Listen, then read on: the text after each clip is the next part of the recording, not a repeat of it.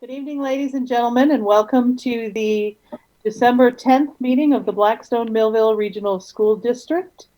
At this time, I'd like to call the meeting to order and ask you all to join me in the Pledge of Allegiance. I pledge allegiance to the flag, ladies and gentlemen, and welcome to of the United States of America and to the republic for which it stands, one nation, under God, indivisible, with liberty and justice for all. Introductions. I'm Jane Reggio, and I am from the great town of Millville, Massachusetts. Tara Larkin, Millville. Tammy Lemieux, Blackstone. Harry Gaudette, Blackstone. Erin Vanaco, Millville. Karen Vernon, Millville. Sarah Williams, Blackstone. Matt Aaronworth, Assistant Superintendent. Jason DeFalco, Superintendent. That it? Do you still need me, or can I go back to my music?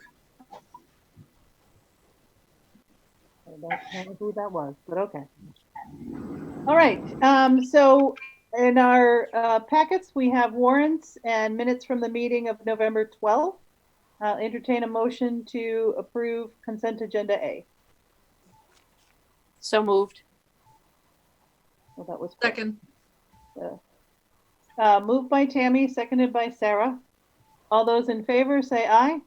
Aye. Aye. Aye. Aye. Okay. At this time, I don't see any public forum or any comments or questions. I will say that if folks in the future would like to comment at a school committee meeting, either to advocate for something or ask questions or have concerns that they'd like to bring to the attention of the school committee, they may do so in our public forum by contacting any member of the school committee or the leadership team. And we will make sure that you have the Zoom link for the meeting so that you could come on during this part and say what you will. All of our Zoom meetings are also on live stream, and live stream does have a question and answer component, but we will not answer the questions that are posted to live stream because we don't have anybody who's following that chat line as we go through our meetings. But if there is someone who would like to speak to the meeting, they can reach out to school committee members, and we would be happy to get you the Zoom link so that you can come on and participate in that public forum. So, Jesse, I assume there's nobody. There's nobody. Okay. So I'm going to turn this meeting over to the superintendent, Dr. DeFalco. Great, thanks, Ms. Reggio. Good evening, everybody. Great to be here. Nice to see you all. I long for the day we can be together, but hopefully it will be soon. But still good to see everybody. We have a few items under my report this evening to the school committee. First, we're going to start with an update on our COVID-19 response, and our district lead nurse, Karen, is here this evening to give us a very quick update. Karen. Hi, everyone. Can you all hear me okay? Yep. I am just a guest. So, a couple of updates. At this point, the nursing staff has overseen and dealt with over 600 individuals, including staff and students, between the 4 schools. That includes people that are symptomatic, close contacts, positive, people that have traveled, etc. And the other big thing is we did get in the rapid tests this week. I've been working on the consent. The nurses have done the online training. I'm going to be attending a training tomorrow by a public health nurse, and it's a train the trainer, so then I will individually work with all the nurses and make sure that they're comfortable in doing the test. Marcel, you said you're from Chicago area? Hi, Susanna. Jane, there's some feedback. Nice to I don't see know you. if There's some feedback, and somebody's talking about Chicago. Hang on. That's Chicago. So That's Chicago. Yeah. Oh. Cleveland, Winfield. Yeah. Yeah, Somebody okay. have something on in the background? The daughter was out in school. Yeah, I'm sorry. I'm doing 2 meetings at the same time. Oh, I see. So that was my nurses meeting talking about Chicago. Sorry about that. It's okay. Did anyone have any questions about anything as far as what's happening with COVID or testing or? So Karen, the rapid test, once it's available, we have it and everybody's trained and we're good to go, and the parents have signed consent, that is only for someone who comes to the nurse and feels as if they have symptoms, correct? Correct, yes. It's only for people that are in the building. People can bring their sick children or sick staff members can't come to the school for testing.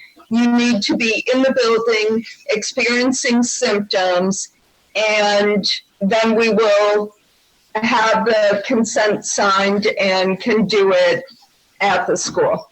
But the protocols have not changed as far as any, you still will need to have a PCR test and follow the protocols from there to return to school. The rapid test isn't considered diagnostic. So it gives us a good idea, especially if someone tests positive, that they are positive and we can, get any close contacts out of the building that much quicker than with a PCR test that can be anywhere from 1 day to a week at this point. Anybody have questions for Karen? So I just have one. Right, go ahead. Did you get your timers? I know I saw that last. You wanted special timers just for the rapid test. Right? Yeah, there was something on the order form. I'm not sure where that stands. They have to be. I have to reorder. I have to resubmit the order form, but with the timers on it. We submitted it with the tests. We got 5 kits. I think we got 40 tests, I believe. But I have to resubmit 4 specific. Okay. But they came quickly, so I'm hoping the timers will be as quick as the tests were. And are we able to resupply once we start using them, or what we received is all we're getting?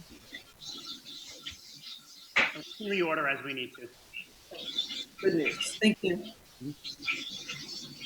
Anyone else? Jane, I have a question. Go ahead.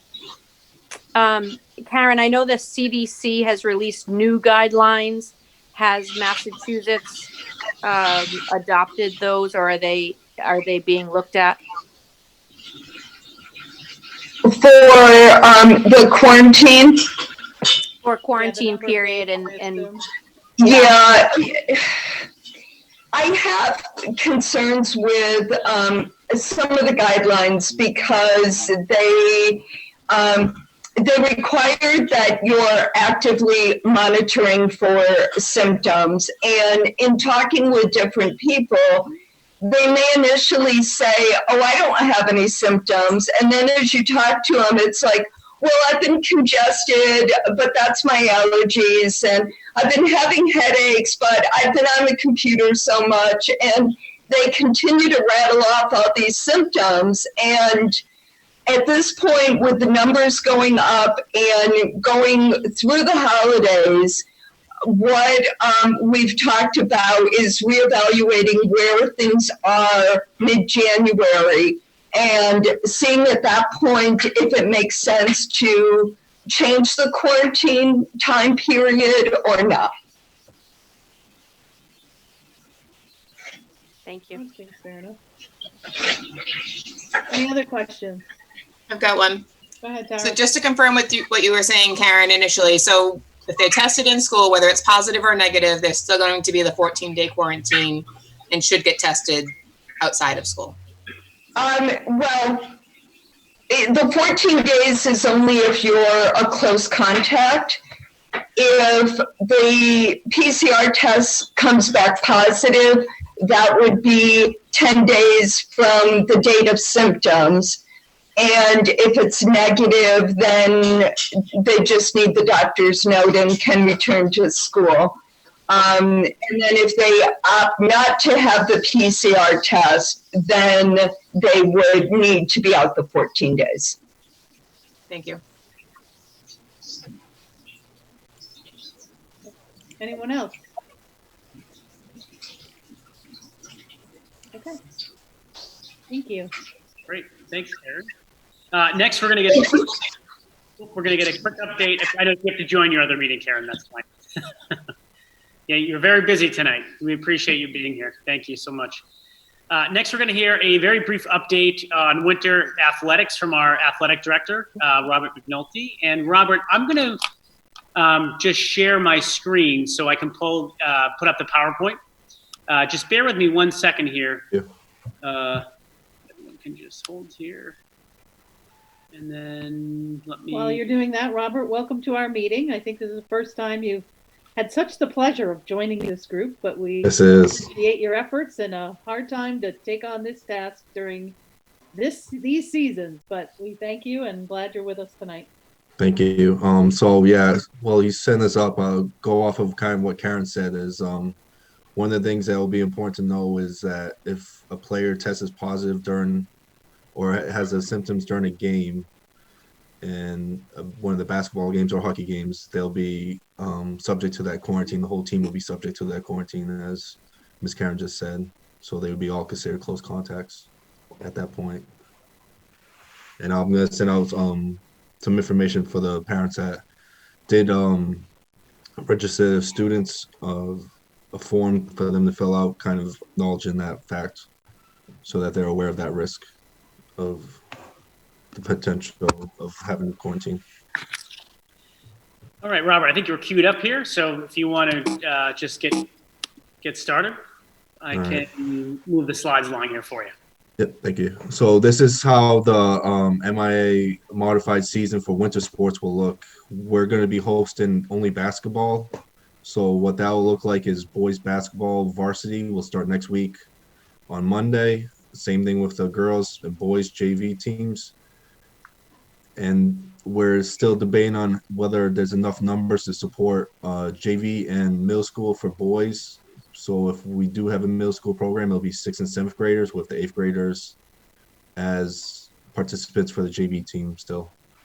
And we're also offering boys ice hockey at Bellingham. I'm going to find out more information on that tonight at 7 o'clock when they have their meeting. And girls hockey is still up for determination. Their superintendent's debating on it. Probably looking at after break, the earliest that girls hockey would start if they play. And that'll be at Auburn. So it's going to look kind of a similar schedule and kind of similar season as we did with girls and boys soccer for basketball, with just couple changes in the schools that we're going to play. Bethany Christian Academy will only have a boys team, so for boys they'll be playing against them. Girls only, Notre Dame Academy only has a girls team, so that'll be the only girls team, but the rest of the schools will have both boys and girls. And they include Blackstone Valley Tech, Douglas, Hopedale, Nipmuc, and Sun, and Waynesville Christian, which we're all familiar with them being the DVC. Competition will not be traditional, as I said. There'll be 10 to 12 games. The only difference from the winter basketball season from fall season is that we'll be looking at having potential playoff at the end of the regulation, which would be the 11th and 12th game, and maybe 13th if a team advances to the championship game. This is in the attempt to limit the contact with other schools. We'll be facing each school twice in the same week, one home, one away, just like we did in fall sports. Bus and transportations will be limited to 25 individuals. So in order for us to accomplish this, we're only going to be having varsity teams at varsity games. So JV will not be sitting on the bench as they would normally at some games. And the teams will be transported separately. So there should only be 13, 14, 15 max on bus anyways in this scenario. So we won't max out at the bus transportation. Yep. All right, so how will sports operate? So we're going to operate under the EEA guidelines and MIA guidelines that they set, modifications, a lot of different modifications, not as bad as soccer.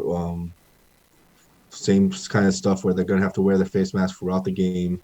There'll be a designated mask area for one student to take a break at a time because it's indoors. There's not as much space, so only one student will be able to take it at a time. Students on the bench will be able to pull down their masks, drink water when needed. In game, it's going to be looking a little different as they're not going to be able to pull down their mask when they're far enough away because it's a basketball court or ice rink. They're not going to have that space to do so. Practices will be shortened as we did during fall season, an hour and a half, in hopes to give that student enough time to recover and condition and not overexert themselves with the face mask being worn. We're looking to have tryouts next week on December 14th. We're going to have games start on January 8th for basketball. They'll have 2 games on Tuesday and Friday will be the game dates. 4 o'clock for JV, 6 o'clock for varsity. Boys hockey, ice hockey for Bellingham will start next week, and competitions will start January 6th, as far as I know. And I'll find out more information later on tonight, and I'll share that with the players that are playing hockey.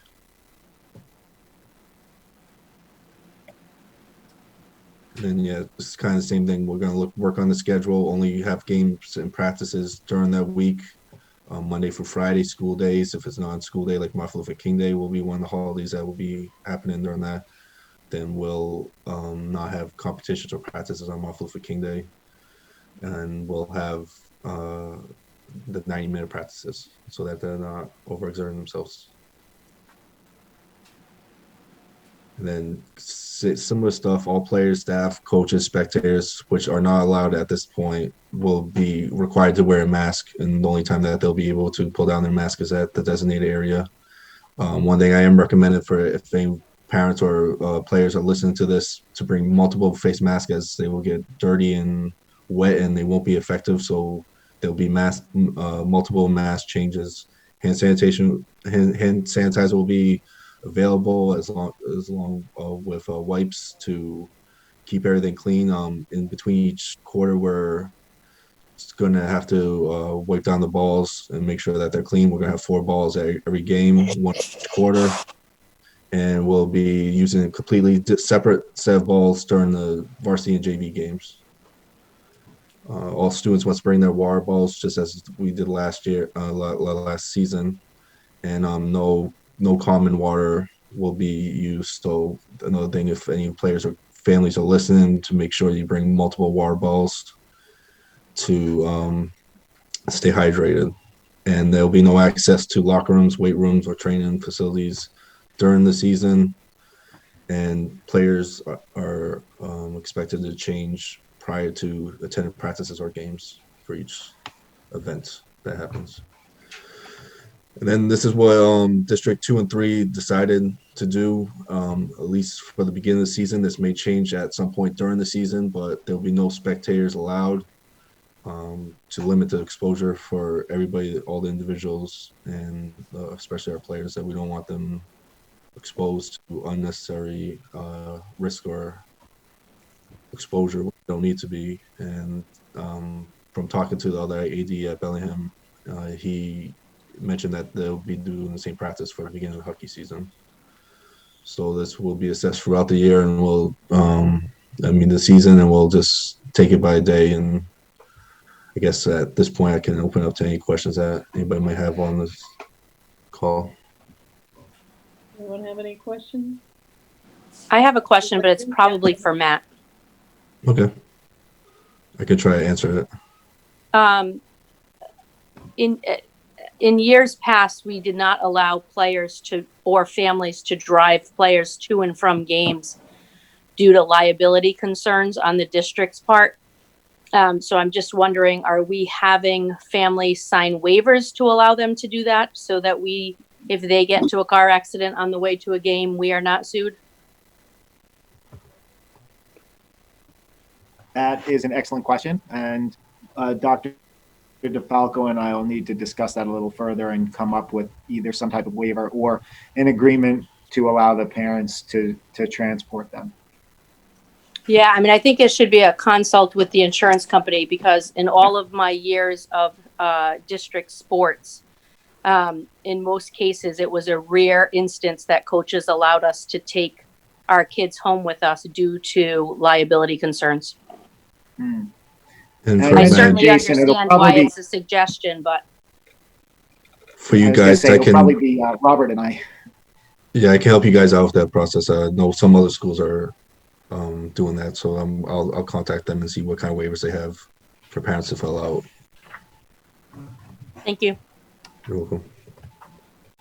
I would imagine also MIAA has some kind of guidance on that too, because in the fall they allowed folks to drive home with parents. So. Yeah.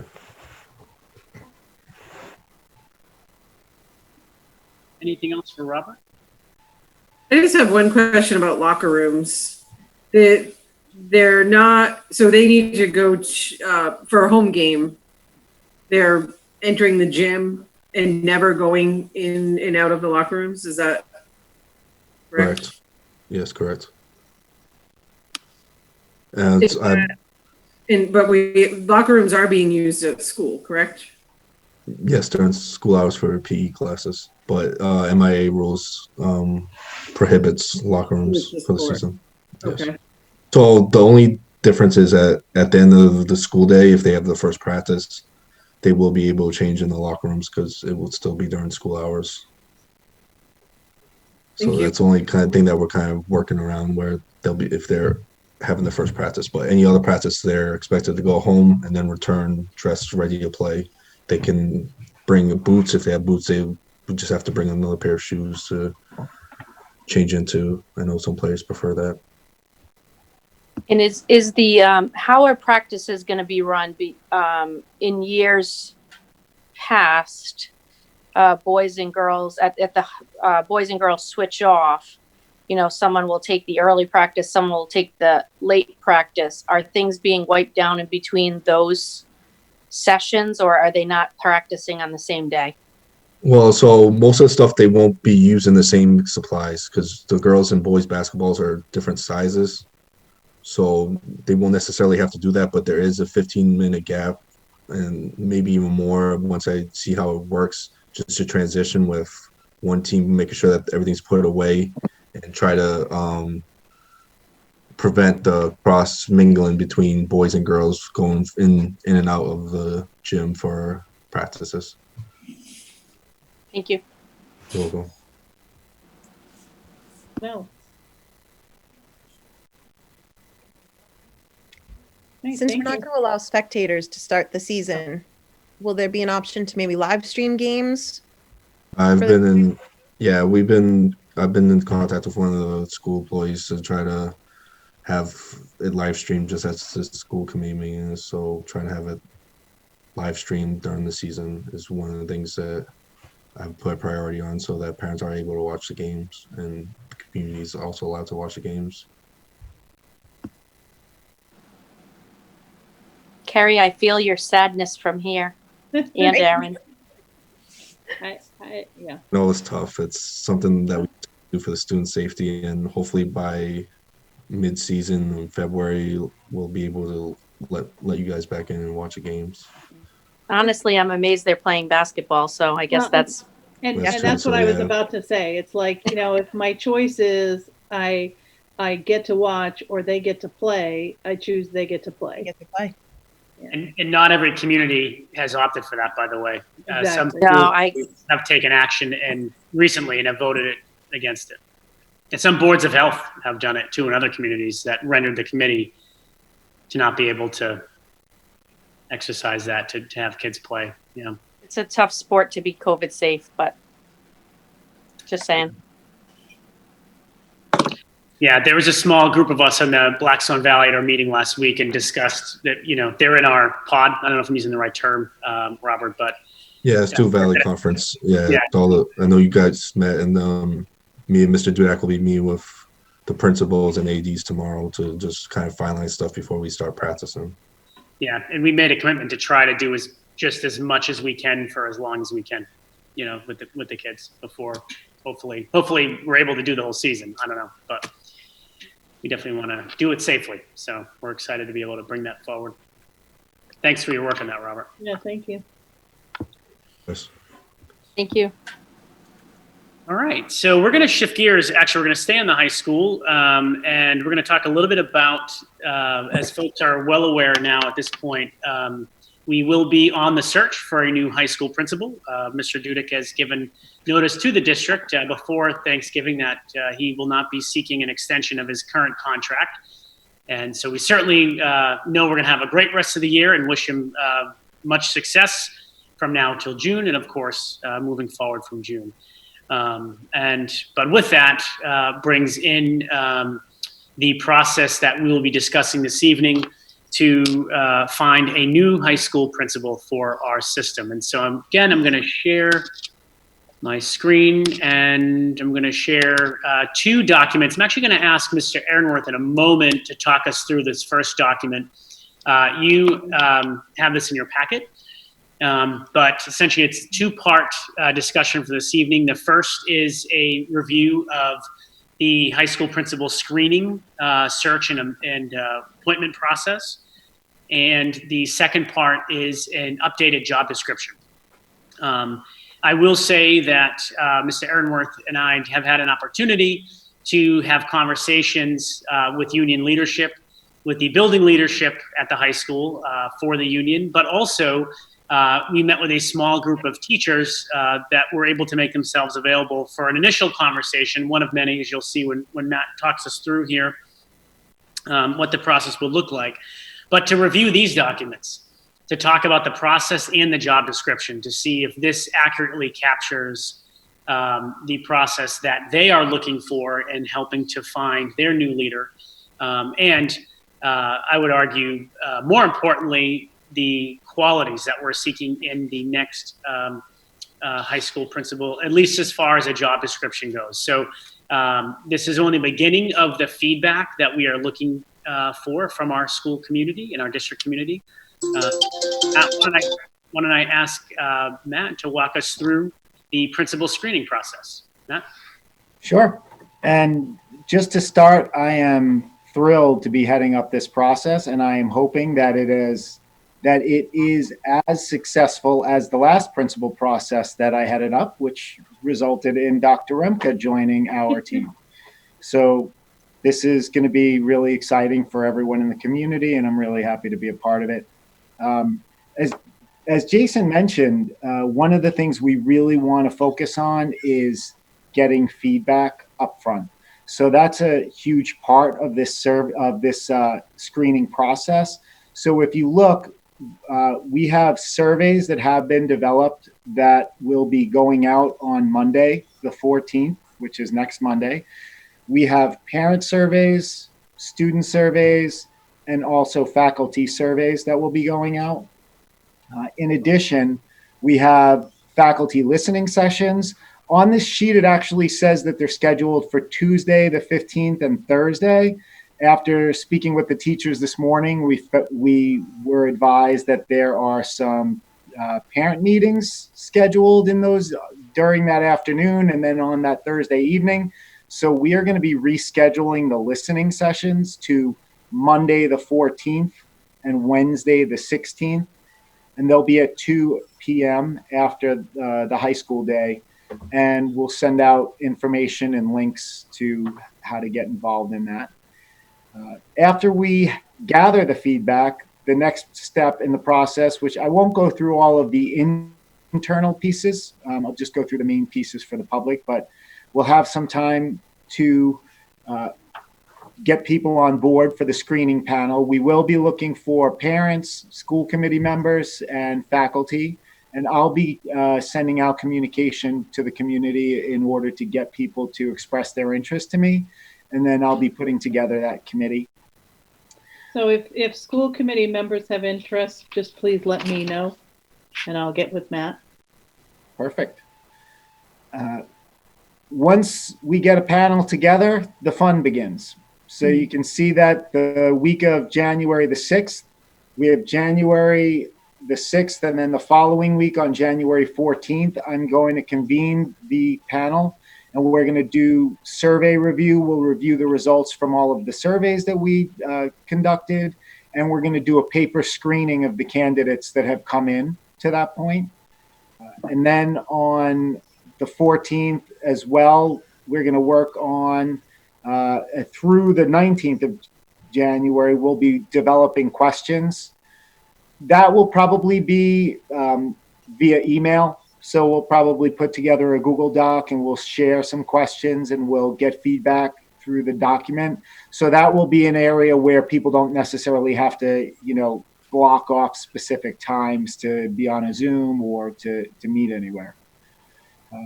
Then we'll be contacting the candidates. On January 20th, we hope to interview the first batch of candidates. And on the 21st, we hope to interview another batch of candidates and come to some type of a deliberation. Hopefully, we'll be able to get from the paper screening 6 good quality candidates to speak to, depending on who has applied.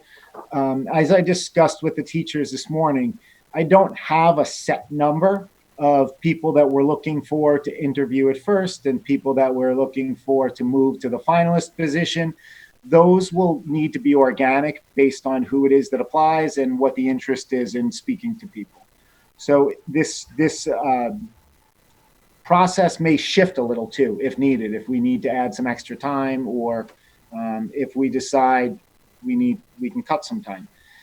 Once we have the interviews from the screening panel, we're going to identify our top choices from the screening panel and pick finalists. The finalist process is really where Dr. DeFalco and I have tried to put a major focus on, again, involving everyone, but really seeing what these candidates bring to the table, making sure that we're assessing their ability to serve as instructional leaders and getting a feel for what they can contribute to the community and how they interact with students and what it is that they see when they're looking at instruction. So you can see that there will be days where candidates will be brought to the site. There will be a couple of faculty observations so that they can observe some teachers in the classroom, and they'll be asked to give feedback on that. Prior to them even coming, we will have a prepared activity of a data analysis where Dr. DeFalco will be putting together some instructional data based on probably assessments, and the candidates will be asked to analyze the data, describe trends and patterns that they see, and then put forward an initial action plan based on what it is that they're looking at. When they're at the site, we're also hoping to have student focus groups. So we'll have the candidates meet with groups of students. As we discussed also, a concern from the teachers, which was an excellent question, is how will we select the students? And we will talk to guidance counselors, special education team chairs, and the assistant principal, and make sure that we're getting a really good span of students and personalities from our student body, because as we know, we've got lots of different little groups in there. The hope is not just to get one group of kids that all know one another and think the same way. We'd like it to be really diversified and resemble and exemplify the student body at the school. After we have the visits, we will also have community forums, which we hope to hold on Thursday, January 28th. This will be either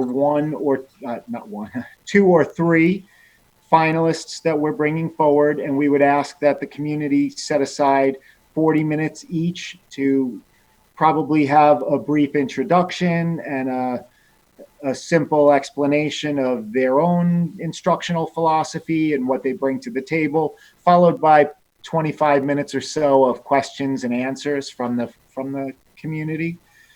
And on the 27th and the 28th of January, the finalists will also be coming back to the high school to do faculty presentations for those people that are available to make it. And again, there'll be feedback collected at each step of this process.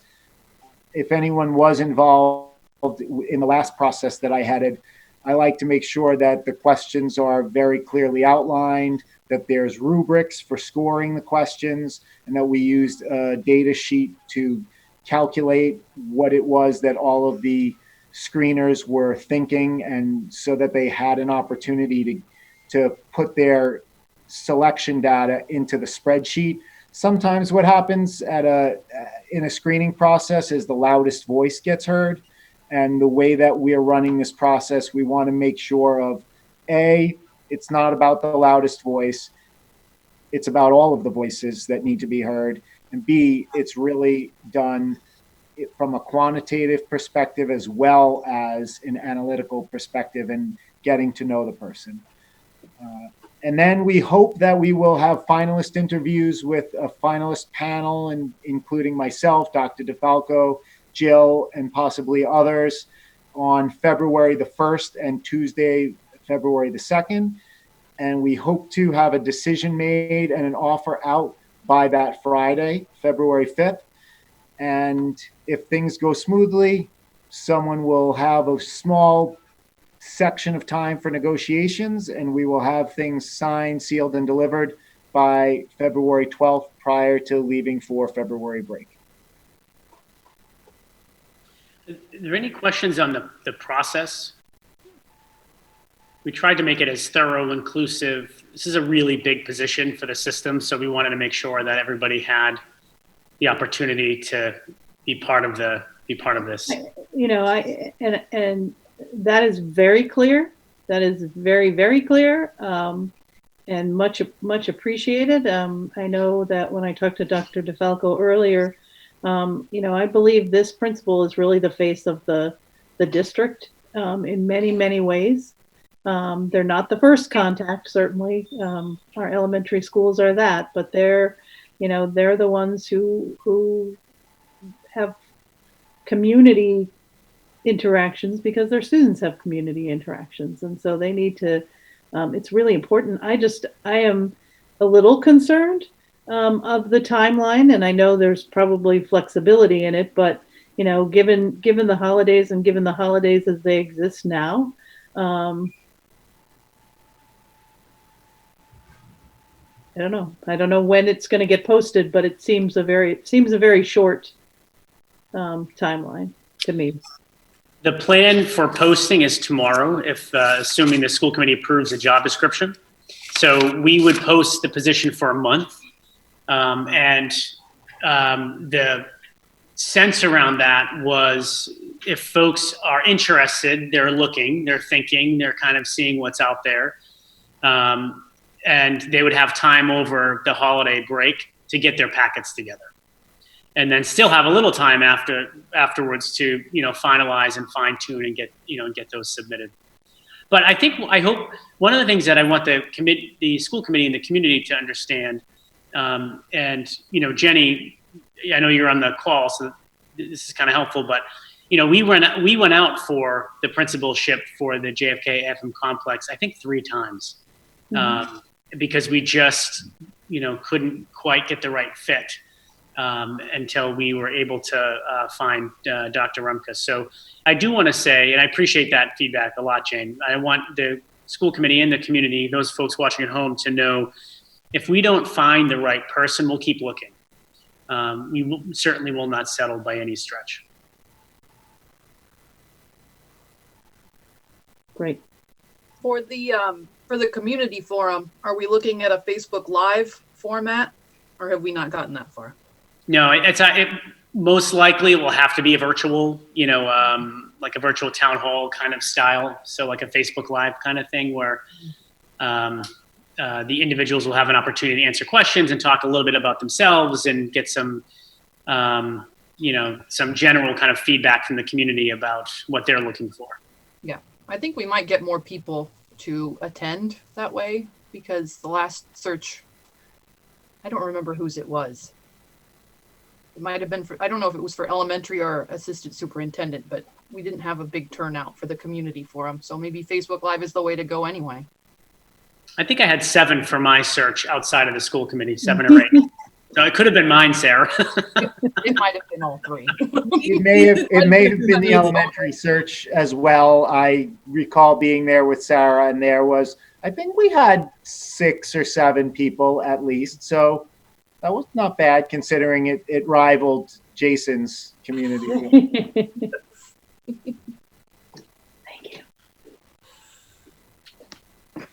So if I could, if it's all right, I can scroll down to the job description.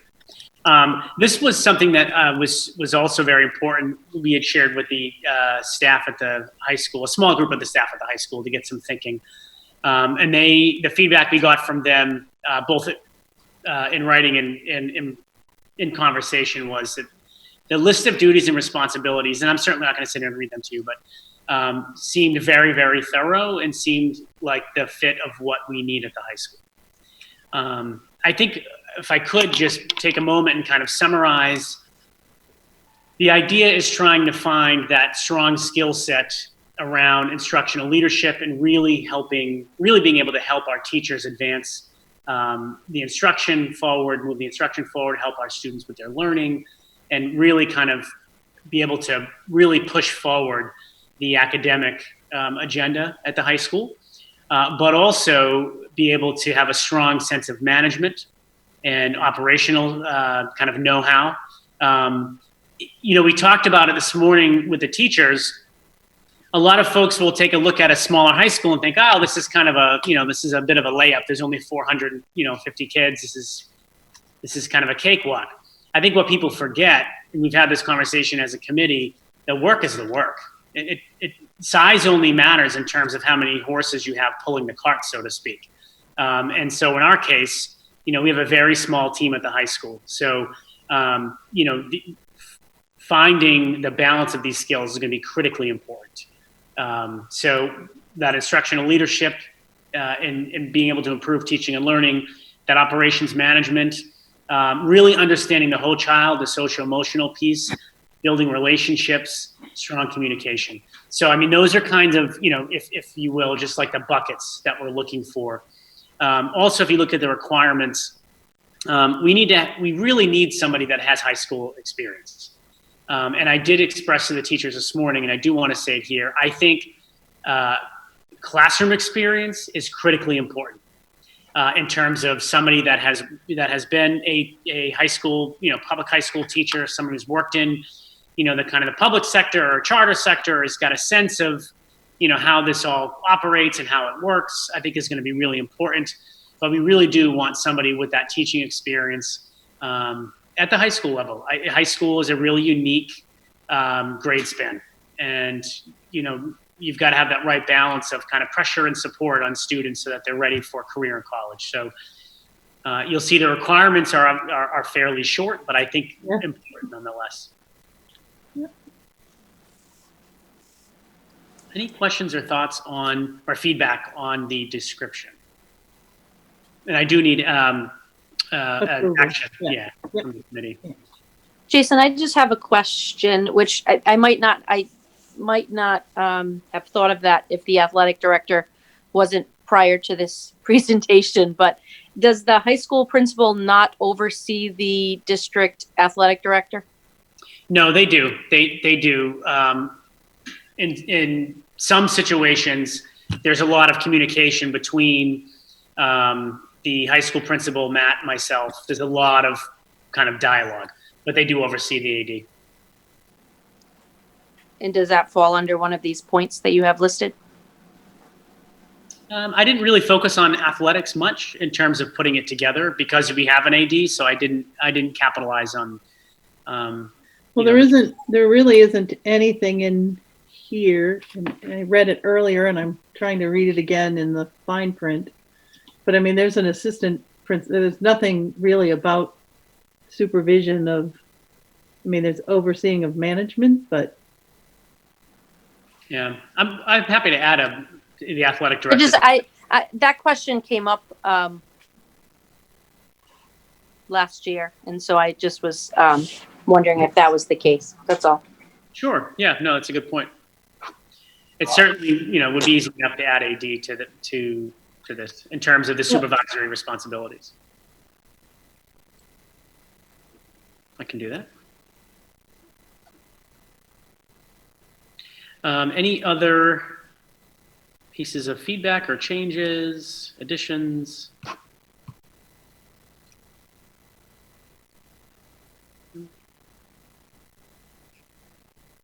Anyone else? Okay. I will entertain a motion to approve the job description with a line about supervisory responsibility. It's more than just the athletic director, so maybe a line about supervisory responsibilities. Jane, it says supervise the general operations and administration. Yeah. So it does say that. So that's, I feel like that's an umbrella. Yeah. Yeah, I mean, I think the question in the past has come up is that the athletic director position is a district position versus a high school position. And when conversations come up about the middle school sports and the high school principal is the one making decisions, that comes up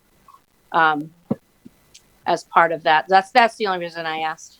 I mean, it's not a huge deal. Well, but also, I mean, let's put it out there. There's been questions and concerns about who actually supervises that person, whether it's the principal or the assistant principal. And I guess if we're going to start from new, we should clearly define it. Yep, I'm happy to add a supervision piece to that with the AD in athletics. I do thank you, Jason, for including that piece about having taught at the high school level as being a requirement. I think the high school is a different beast. Well, thanks. I will entertain the motion to approve the job description. So moved. Is there a second? And you'll have to say, because with screen sharing, I only see 4 people. So, okay. So it's been moved by Tammy and seconded by Tara to approve the job description post for a principal at the high school. Is there any other discussion? Okay, hearing none. All those in favor say aye. Aye. Aye. Opposed? Abstentions? Okay, there you go. You're good. Thank you so much, everybody. Moving to our next item, if you can believe this, we are going to be discussing our initial FY22 budget priorities. And I only chuckle because FY21 hasn't been settled quite yet with the state, but we are getting there. So, but we are eager this evening to talk with the committee and our community about where we are thinking we are going to be going during this budget cycle. As folks know, we've been in our budget cycle. I think this is our 3rd together, which is great. But for folks who are new to the budget process, we tend to take this first meeting in December to just talk about some high level kind of like big picture items, just to give a sense of where it is that we're actually going this year through our budget process. This is not a in the weeds kind of conversation yet. That's coming. But we know that it all starts with our district improvement strategy. And I will say that this has been our guiding light, other than health and safety through the pandemic, to be frank. And I'm really, really proud of that and all the work that folks have done to help advance outcomes for students during the last 9 months, which have been super trying for everybody. And with that, we actually going to use that as our launch pad to talk a bit about what's driving FY22. Last year, as we started this journey together to come up with our certified FY21 budget, we talked a lot about the fiscal sense. We talked a lot about the Student Opportunity Act and held harmless provisions and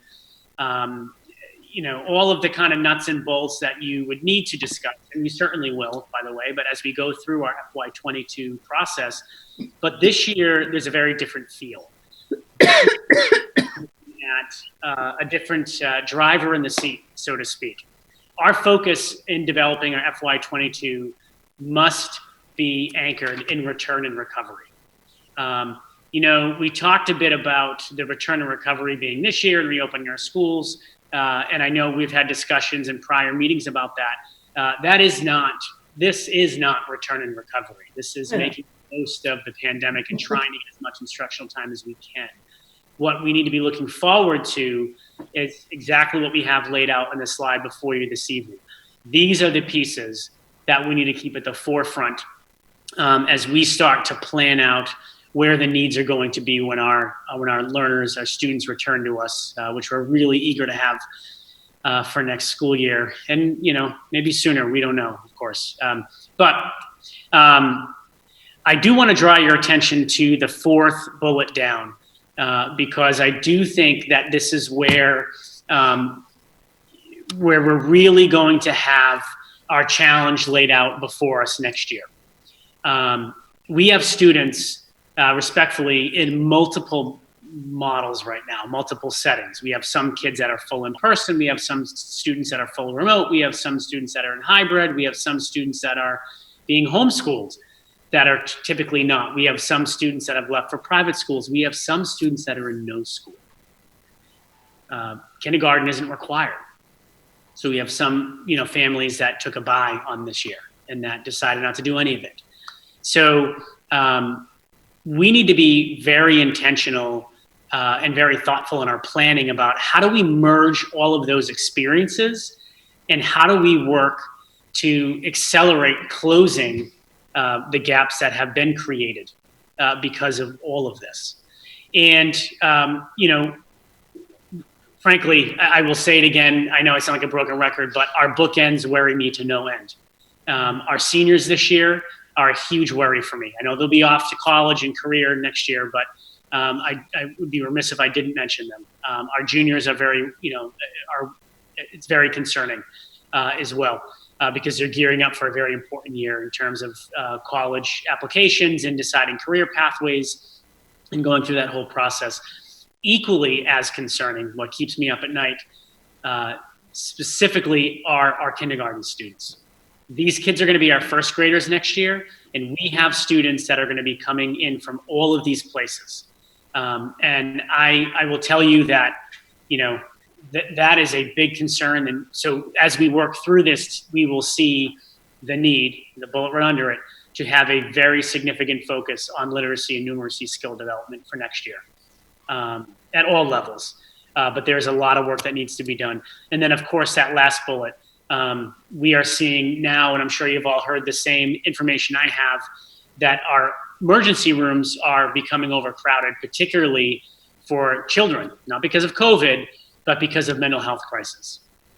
Our Commissioner of Education spoke to us just recently, that all the superintendents across the state about this issue, and they have taken a very public position on it because children are filling the ER because of their mental health situations from being out of school. And so we know that we have a lot of work to do still between now and June, and we have a lot of work to do once we are in next year. So our budget is going to reflect that work. Matt, do you want to talk a bit about the budget process to date? Sure. So to date, we started by discussing the timeline with the school committee, and we agreed on an appropriate timeline. Once we did that, Dr. DeFalco and I met with the leadership team, and in our conversations with the principals, as Jason mentioned already, we really asked the principals to focus on remediating the skills that these kids are going to have missed this year. We want to make sure that we're fostering work around the instructional focus of each school and the blueprint, but a huge focus is making sure we have the right pieces in place to support the needs of the kids that are going to have gaps. So with that direction, the principals reached out to all of their staff, and the cost managers reached out to their staff. They asked for a needs assessment. They reviewed those needs assessments. They put together their budgets, again, focusing on remediating the academic and social emotional needs of the students and supporting their current work. That has been another driving factor. As I'm sure you see in everything that we do, we're not letting the pandemic stop the work of moving the district forward with respect to the instructional practices and the education that these kids are getting. So they have focused on that. They put their budgets together, and Dr. DeFalco and I have already met with each of the cost center leaders, and we've reviewed their budgets and tried to get a good understanding of what they're looking for and how it is that they're planning to take care of what we asked, remediating the student needs and driving their instructional focus forward. So we'll take a step back in the time capsule to FY21, which we've been living in for, as now it seems like, ages. But you'll recall that when we put this budget together, we said that we were looking for math curriculum review and renewal process. We wanted to get all of the supporting literacy materials to support the literacy curriculum K through 12 that we were implementing this year. We were looking for additional Wilson training. We were really gung-ho about making sure that we were getting our one-to-one initiative ready. And I will say, this was before COVID hit. And then when COVID hit, it definitely put a little bit of a stomp on the gas pedal with respect to our one-to-one initiative. But that's one thing that has been positive for the district. And again, we talked about enhancing our security systems. From a staffing perspective, we said that we were looking for an additional teaching and learning coach, wanting to specialize PK to 2 and have a coach for grades 3 through 5. We mentioned adding a high school teacher for ELA intervention and possibly just adding some additional courses, whether they were electives or not, to reduce the number of students in study halls. We were looking for some equity across the elementary schools. So we were hoping to add 2 elementary specialists. That was going to be to increase the STEAM offerings, which would also allow in the schools to equalize some of the planning time that has been afforded the teachers. And we'll speak to that a little more in our current plans as well. We were hoping for a district social worker. That would be a 12-month position. Really, that was through a reorganization. There was no additional money for that position. And similarly, without any additional funding being sought, we were looking to reorganize and have a full math interventionist position at the elementary level. So that brings us to where we are today. We were hoping for those things. That was eons ago. And now we are living with those things that we were lucky enough to get. I mean, we hopefully have demonstrated we are always grateful to the communities and to the town administrators and boards of finance for helping us to get, and the community, to get the budgets that we've gotten. And right now we have put into place our comprehensive literacy program, K through 12, and we've gotten those materials procured. So we are moving forward with that. We're in a good place right now. We did get additional Wilson training for our teachers with the help of some grant funding, unexpected grant funding from the federal government. We've completed our one-to-one initiative. Every student K through 12 has access to a Chromebook and the ability to take that Chromebook home, which is obviously a necessity now. We did expand our security systems, as I will mention in our facilities update. We created the high school secure vestibule, and we have been working on getting 360-degree exterior coverage for our security systems. And again, in this year's budget, we planned on reviewing the math curriculum and planning for what's to come with respect to that instructional program and the resources that we might need to follow.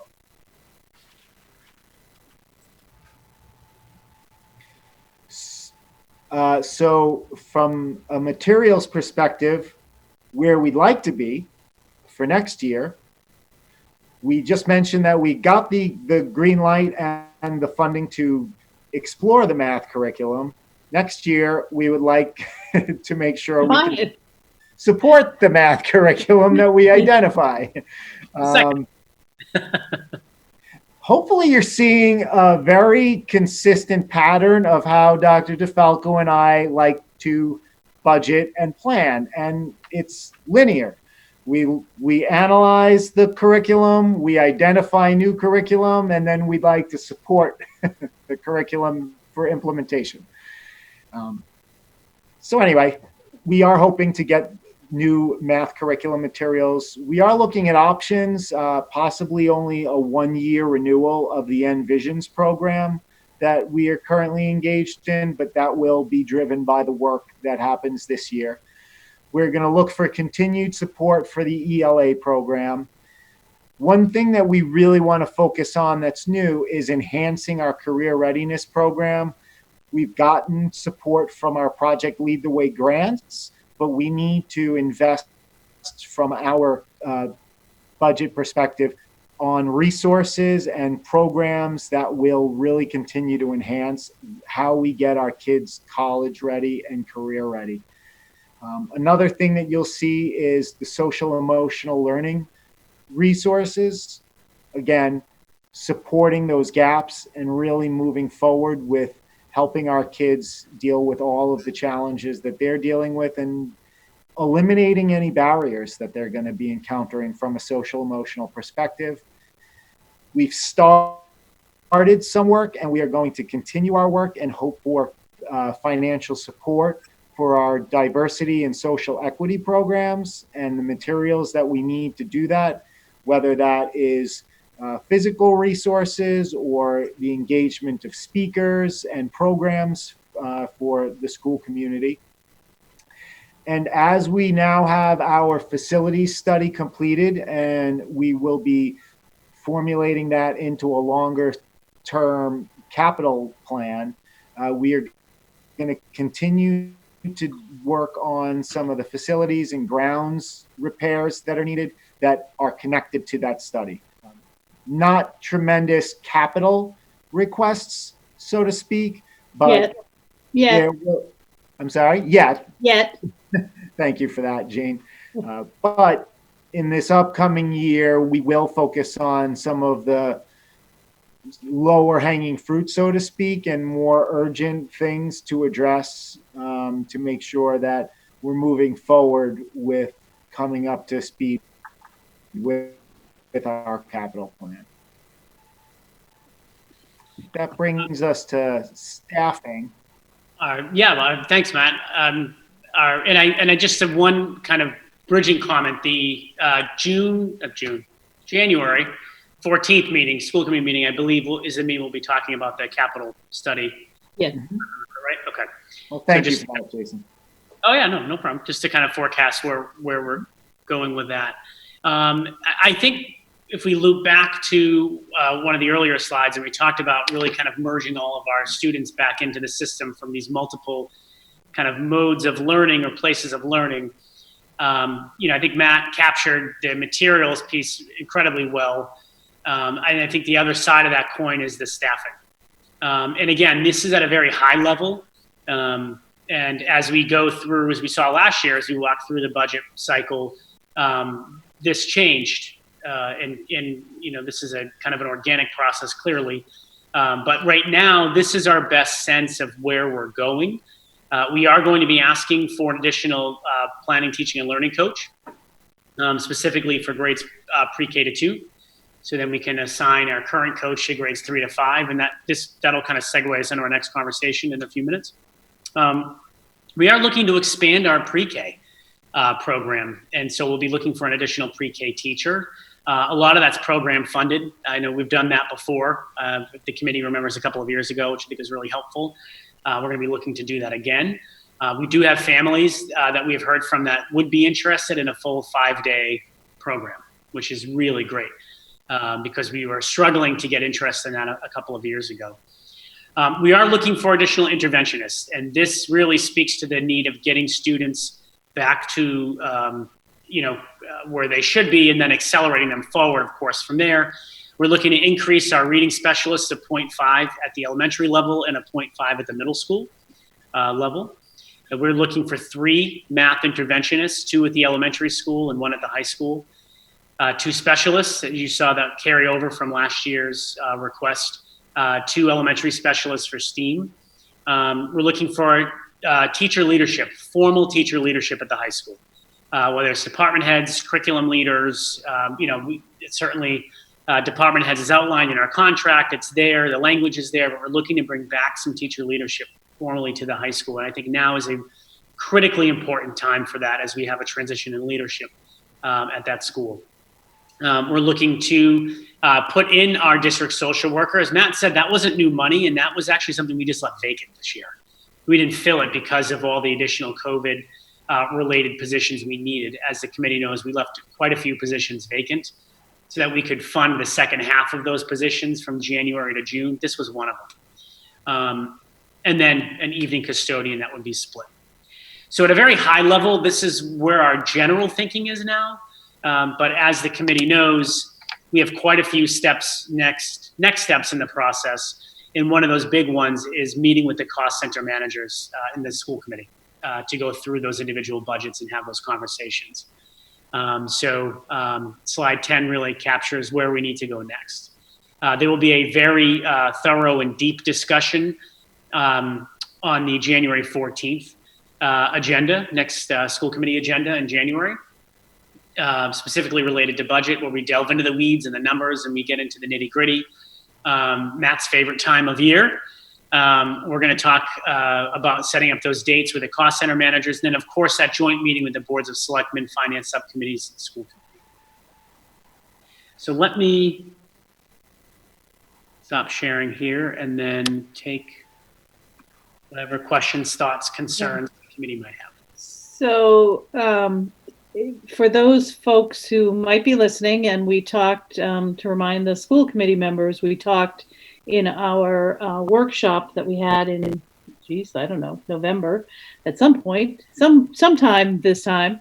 But we do have a need in this budget process to create that OPEB line of savings. And so we need to make sure whatever comes out in January, in our January 14th meeting, we vote on creating that fund and then how we're going to fund that fund, because we have postponed that long enough and have put off Mr. Watson long enough, and it's a liability that we have, and it's a liability that far exceeded anything any of us ever had anticipated. And even if it's something, we've got to look to that. So we need to make sure that that shows up in this budget process, and we need to make sure that there's a line there, and we need to take whatever votes we need to take to start funding that going forward.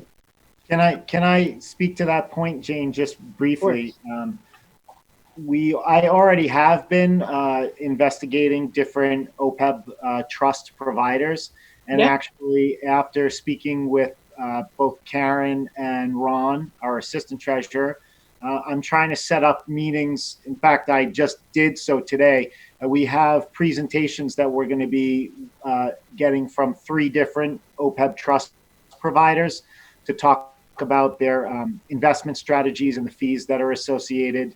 And then we're going to be bringing some potential policy language forward, which I've given some samples to Dr. DeFalco already. So we are understanding the need to do this, and we are definitely moving forward.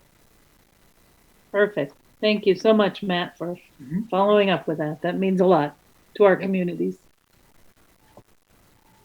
Anyone else have any questions about the priorities or the general thought process moving forward? January 14th may likely be a Zoom meeting. I would suggest pajamas. It could be a long one.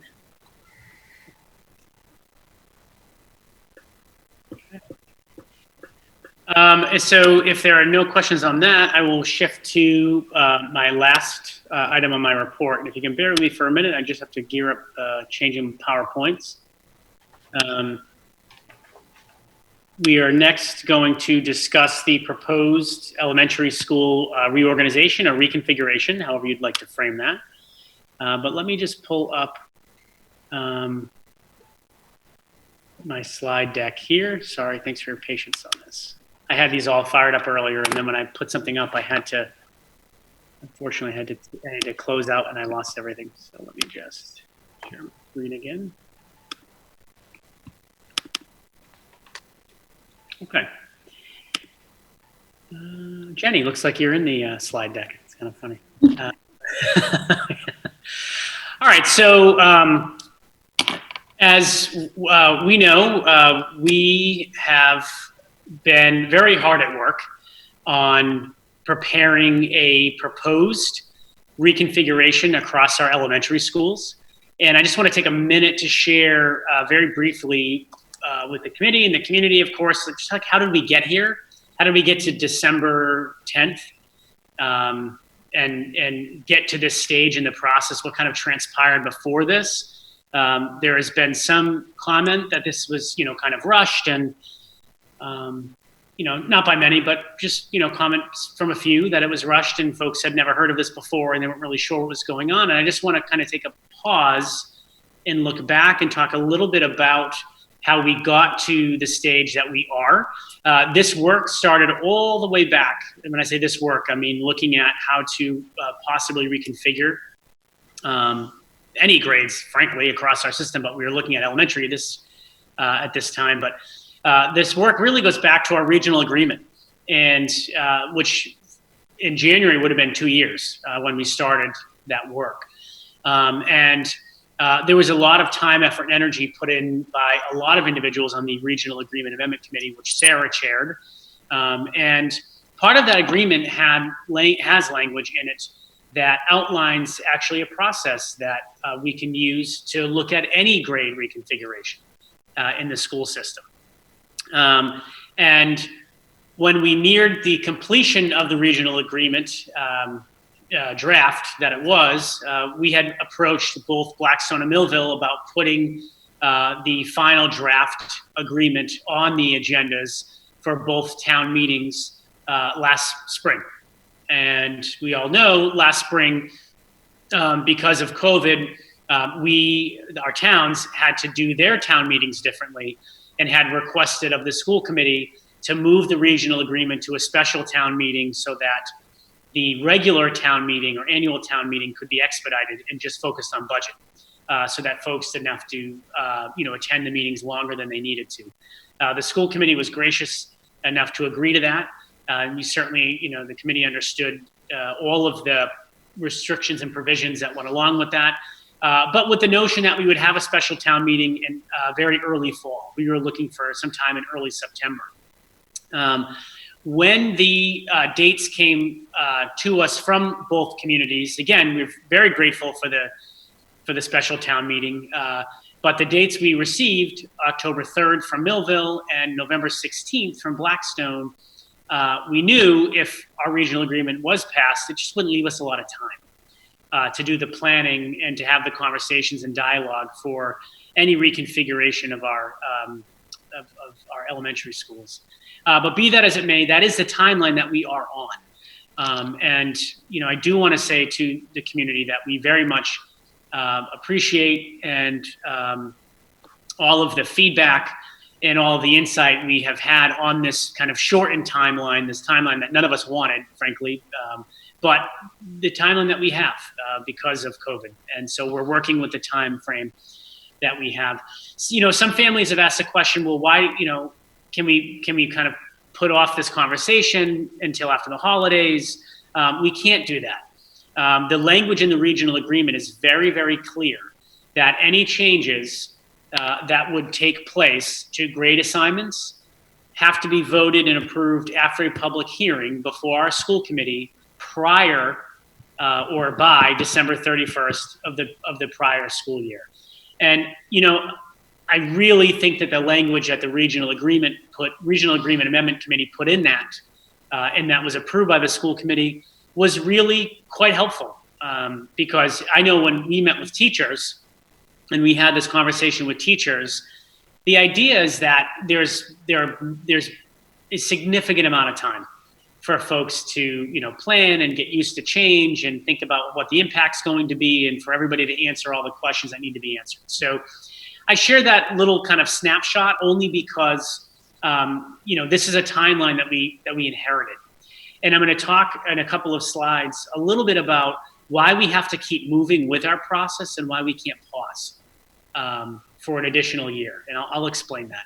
But leading up to this evening's conversation with the school committee, and since our town meeting, our last town meeting with Blackstone on November 16th, we've done the following things. We had a family survey. We've actually had 2 surveys, but the first went out to just collect general feedback on November 23rd about what reconfiguring the elementary schools could mean, what was the general sense from the community, what would they be most excited about, what would they not be excited about, but be concerned about.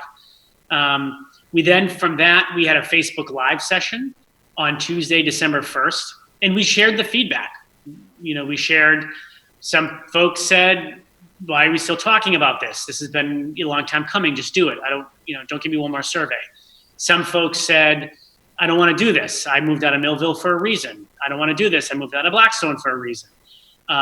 Right? And the most folks were kind of in between. They're like, yeah, okay, this kind of makes sense, but we want to learn more. Tell us more. That's where the majority of people sat. So we had that conversation, a very public conversation at a Facebook Live session, December 1st. Once we had general insight from the community, we put together a model. And I also want to mention that if you look at this last bullet, we had staff meetings running parallel to all of this. We've met with our paraprofessionals, all of our kindergarten, first grade, second grade, third grade, fourth grade, fifth grade teachers, the adults that it would actually impact. We had very direct conversations and asked, like, what does this make sense to you? Does this model not make sense? What could we be doing differently?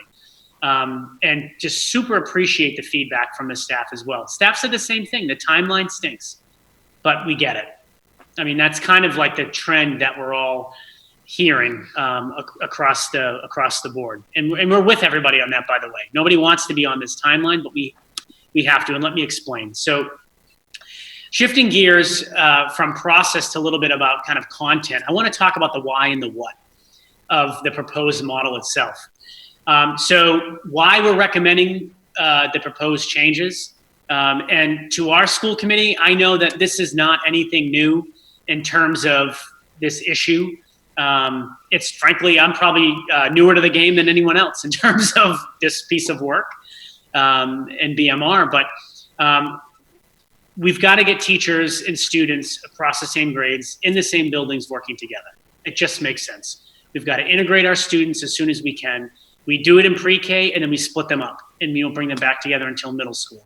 And that reintegration is a tough reintegration. I've heard directly from the students, and particularly the 6th grade students that had shared with me when I was starting here just how difficult it is to come together at that age and stage, and why do we wait so long?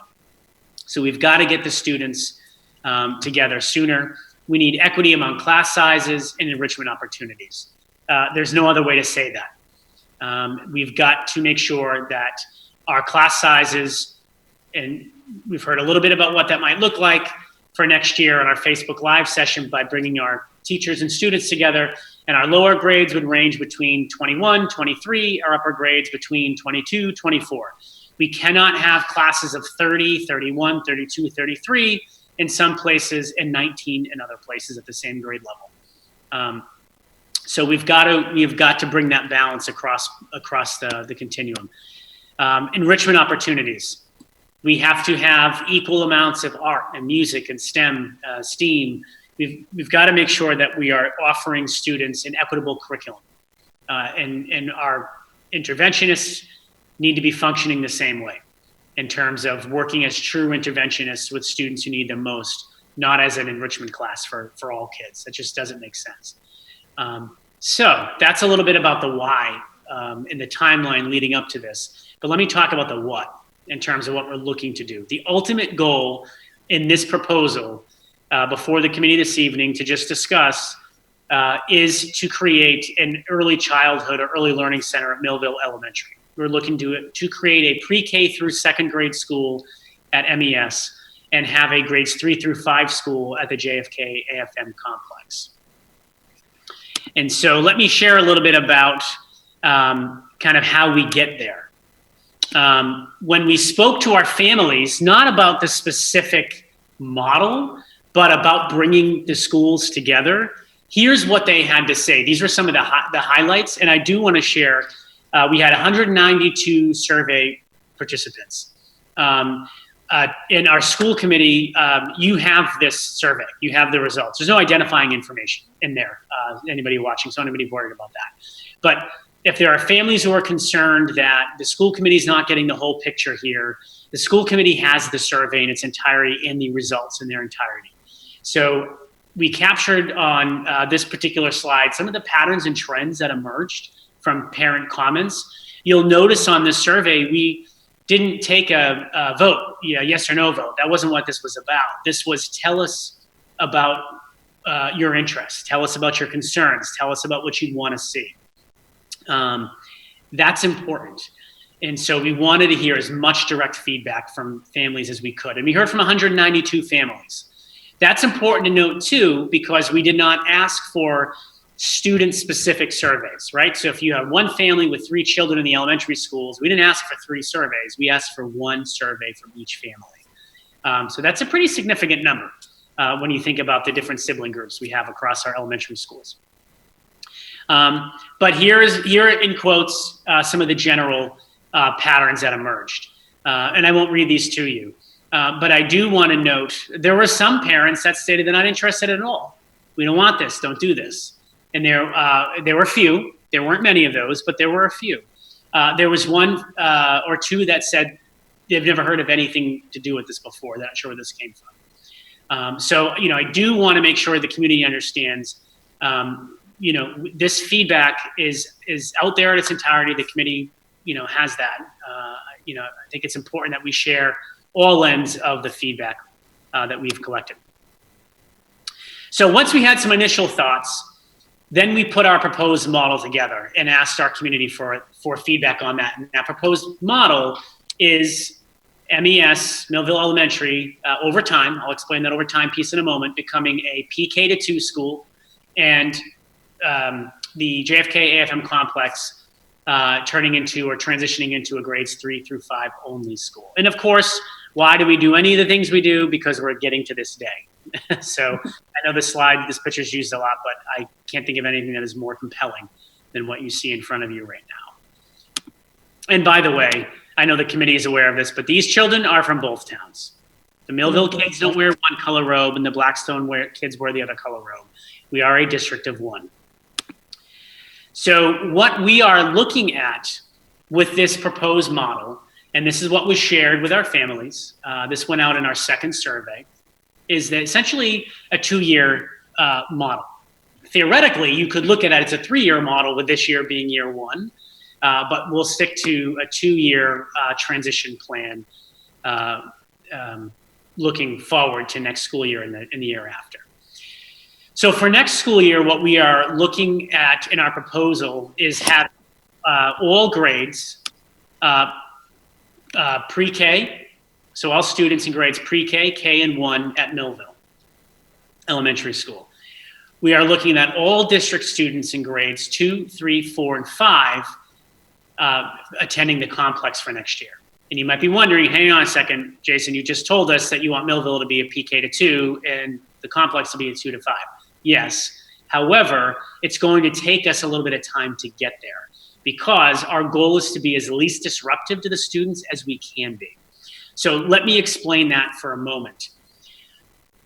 You may recall a few minutes ago I mentioned we can't hit the pause button on this and wait another year or so to plan and then roll everything out because all of our kindergarten students are at Millville right now. And they're there because of the pandemic. And we had to use the emergency language that was in the prior regional agreement to be able to move students in an emergency situation. We couldn't reopen our schools to full in-person learning if we didn't move the pre-K student, the K students. We had to move them. So in order for us not to be shifting the pre-K the K students back and forth between Millville and the complex, we need to leave them there.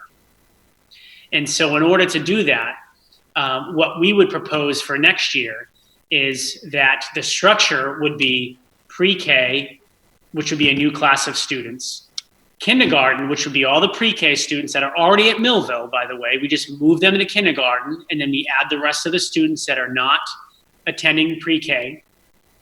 And then this year's kindergartners who are at Millville stay there, and they just stay there for first grade. So there's no movement there for those kids. It's a natural build-out. What we would do is we would move all second, third, fourth graders currently at Millville over to the complex for 1 year. I will explain in a moment why we can't leave some of the other grades at Millville and just let them finish and then transition for middle school.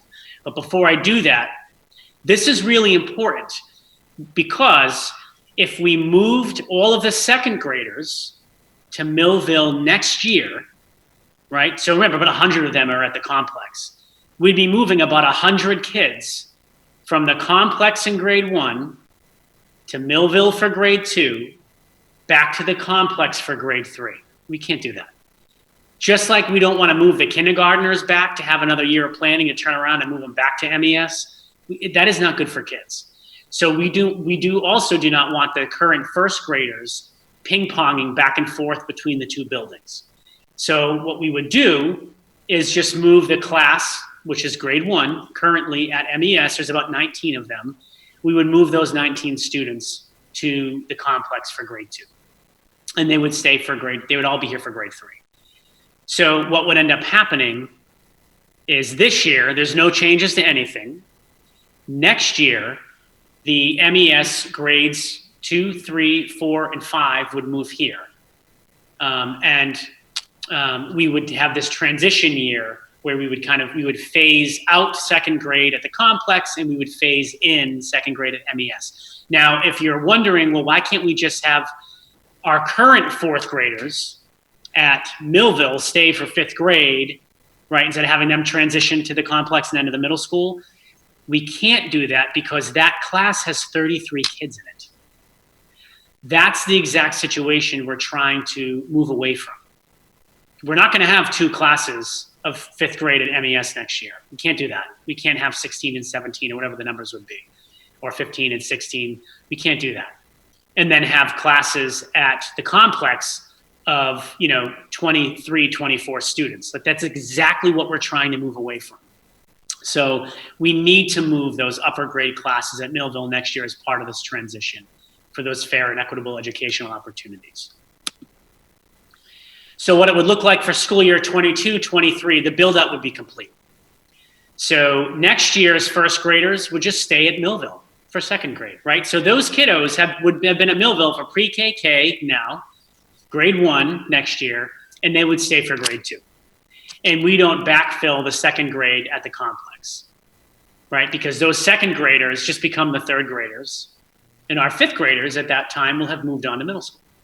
So in a 2-year transitional model, we would be finally built out.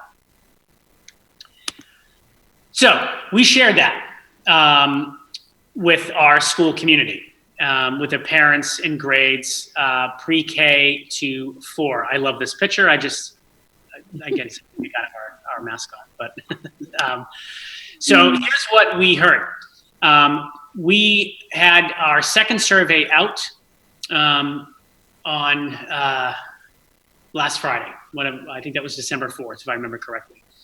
As of Wednesday at 9:30 a.m., because we had to kind of stop the survey at some point so we could get the information together, we had 122 responses. So this is what we learned from our 122 responses. We had 88% of those responses from parents and guardians and 11.5% from staff members. Here's the staff member breakdown. So we had 18 staff members from MES respond, and we had 21 from the complex respond. So a total of 32 faculty across both buildings have responded to the survey at this point. But I do want to remind everyone that the principals, myself, Jill, Matt, we have met with all of the kindergarten, first, second, third, fourth, fifth grade teachers and all of our paraprofessionals. Here is the response breakdown from families. So of our family participants, we had 55 families that currently have children attending Millville. We had 43 families of children that are currently attending the JFK AFM complex, and 21 families, their children aren't attending either in person, they're doing full remote right now. So we wanted to make sure to kind of parse that out because 21 of those families do not have children in in-person learning right now. This is a little bit about who responded. The breakdown by grades. You can see the number of responses by grades. So here there were 110. I won't read these two, but you can see the breakdown. It's about a class worth of families if you think about it from that perspective at each grade. But remember, we asked for families. We didn't ask to fill out one survey for each child. So that's important to note. So we asked a few key questions. We asked, what was the biggest concern about the proposal? And I'm going to stop sharing just for a minute and fire this back up so I can show you that because I do want to share with folks what people are most concerned about. I think it's important. They listed their concerns. We had a few for them to choose from, but then it was an open-ended question, so they could put anything, to be frank. So let me pull up this doc and share with everybody so that the community can get a sense of where we are.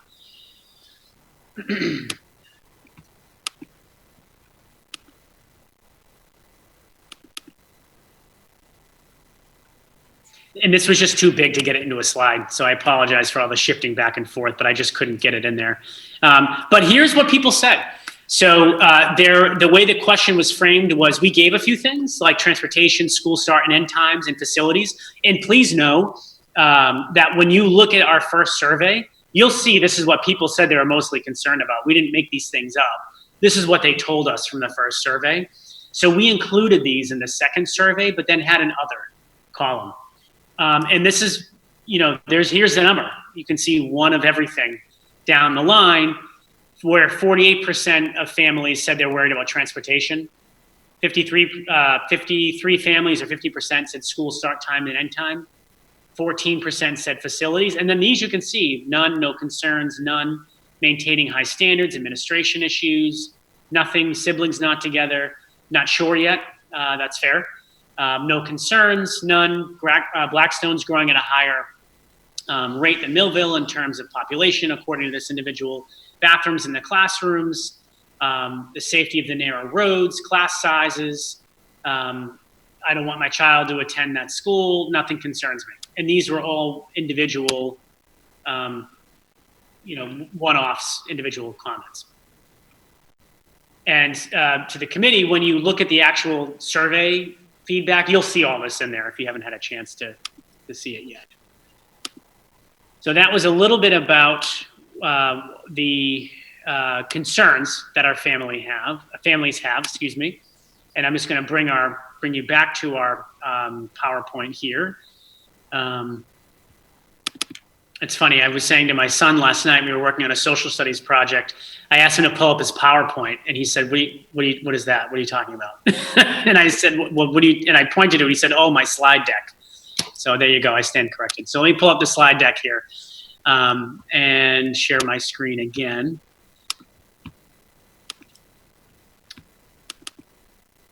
So if we take a look at the second survey, we did also ask for a lot of written feedback. We want a sense of what their thoughts were. So we did ask for thoughts on the proposed reconfiguration. We had 98 comments. And the committee, if you had a chance to look at them yet, I did send you all of that. There was a range. There was, yeah, this makes sense. Thanks for caring for our kids. This is a great idea. And don't you dare, right? It was kind of like everything in between. And what needs special attention. You know, you saw a lot about transportation, start times, end times, a lot of those same kinds of themes. But there is a link here, but also a direct survey. The results of the survey sent you directly. And then next steps and any questions, we will have a Facebook Live to talk with families specifically about like the Q&A, right? So here's an opportunity, talk to administration. What do you think? And what questions do you have about the model? What questions do you have about start times, end times, bus routes? We'll do our absolute best to answer everything we can. To our families that were feeling frustrated during the first Facebook Live, that session was never meant to share a model. We really wanted to get your insight just in general about bringing the schools together before we actually had a final kind of model to put out to folks. This meeting on Monday is to get into the weeds on the model. Like, let's talk about the PK to 2 and the 3 to 5 of the transition plan and all the weeds kind of that go along with that. On the 17th, which is a week from this evening, there will be a public forum for our community to have direct conversation with the committee and, you know, really get into concerns or not, or things they're happy about or they're looking forward to. It's that direct FaceTime with the school committee, almost like an advocacy conversation, if you will, with the committee before a vote is taken on this proposed plan. But I just want to delineate between the two meetings because there is a pretty significant difference. The 14th is in the model. It's in conversation about the details. The meeting on the 17th is with the school committee, really for that advocacy piece. So let me stop here and turn it over to the school committee for questions or concerns. Anybody have any questions? Anything you want to make sure gets covered at either one of those meetings? Again, that meeting on the 14th will be a typical Facebook Live. The meeting on the 17th, we were looking to have a public meeting in person. But given the state of our two communities at the time, all public meeting, large gatherings have been canceled. So it will not be an in-person meeting. It will need to be a Zoom meeting, but we will do the Zoom and the live stream and the question and answer, and we will make sure that anyone who wants to speak directly can get the Zoom link to do so, and anyone who wants to ask questions on the live stream, we will designate one of our members to follow the questions on the live stream, kind of like what Jill has done so excellently on the Facebook Live. By the way, you're very good at that, Jill. But we'll have somebody follow the questions and ask the questions, and we'll take the time that's necessary because we are voting on something that's going to impact the educational opportunities for our communities for years to come. And so we'll take the time to listen and answer your questions and get your feedback because we will be voting, but we'll be voting on your behalf. So if you have concerns, our emails are all on the website. They're all our names at bmrsd.net. So reach out if you want to speak in public at the meeting. We encourage that. If you want to speak with us privately, that's fine as well. But we will be making a decision on this reconfiguration on the 17th. Jane, can I just add one piece to that? I Sure. know is really important to the school committee to try and have an in-person public forum. And we did try. We had a conversation with the Blackstone Board of Health because we were going to hold it in the high school auditorium, and they just said we can't. Every big, as you said, Jane, every large event is being canceled, from Christmas parades to an event at the Boys and Girls Club with Santa, which, is super unfortunate. But I do want the committee to know that I know that was really important to you, and we really did try to get that in person, and we could not get it approved. And I get it, but we tried. Yeah. Are there any, go ahead, Aaron. So I've been reading a lot of the comments and studying these surveys, and I see a lot of positive feedback. I see minimal, negativity, but it's there. It's just, I don't want to disbar it. But the biggest outlier questions that I see, Jason, are around transportation and start and stop, start of the day, end of the day times. When will you have that information for us, or for the community to be able to, will we have it before next Thursday, or is it something that comes after it's approved? So that is a super question, Aaron, and I'm glad you asked, because Matt has been working with Neil Telstone quite a bit on bus routes. As a matter of fact, Matt was riding some routes this week, early start of the week, to try to get a sense of, what's the right flow, what's the right order, what school should go first, if they're going to drop off and go to the other one. So I say all that, and I'll turn it over to Matt in 1 second, but just to say that Matt in particular, along with Neil, have put a lot of work into trying to figure this out. But Matt, do you want to speak just a little bit about where we are in the process of that? Sure. So we'll definitely be able to answer the majority of questions that come up about transportation, start and stop time. I think that by Monday, we should have an idea of what the school times will be, start and stop times. It is looking like it's probably more of only between a 10 and 15 minute difference between the schools that we need, based on the runs that we've done. So that probably means a shift of 5 to 10 minutes from each school. So for as important as it is, one of the things that we're hoping for is that these changes are not going to be dramatic.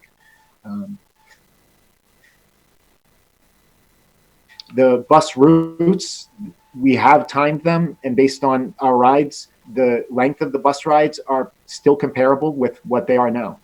We're hoping to not have any bus ride that's over 40, 45 minutes. That's a maximum. But I don't even think that they'll get that high. And with respect to the actual routes, those certainly will not be available by next Thursday. Those really are dreams who is gonna be in attendance next year. So that really, the routes will depend on us rolling up the enrollment in our SIMS data, which we're clearly not ready to do, getting new kindergarten students in. So I say that in specifics, but that being said, the majority of the bus routes will continue to be the same. So Matt, I think there's a misconception a little bit, because I don't think the transportation question is only about buses. I think there's also, from my reading, there's also parent concerns about, if I have now kids in two schools, I need to get through the line at one so I can get through the line at the other. So I think we have to focus on that drop-off process as well. So I can't right now speak to the drop-off process. I don't envision there being some type of a fast lane or speed pass, so to speak. That's the purpose of the timing difference that we're putting in. Neil and I have really gone through, okay, what is the process of dropping the kids off?